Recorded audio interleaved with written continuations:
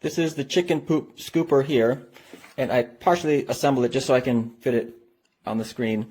There actually are 4 handles, so there's a female thread there, and these just go in here and spin down and connect like that.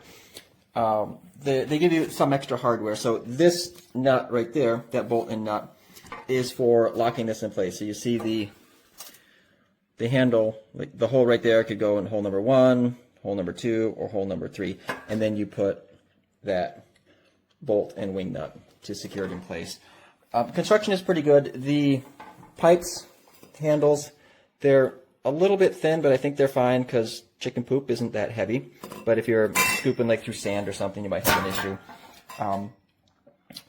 Bracket seems fine. The construction of this is pretty good. It's metal, it's painted nicely. So overall, relatively pleased with it. Oh, this is the handle here. What you do is you unscrew that, and this goes around like there. And you'd probably put it like on the, second or third pole.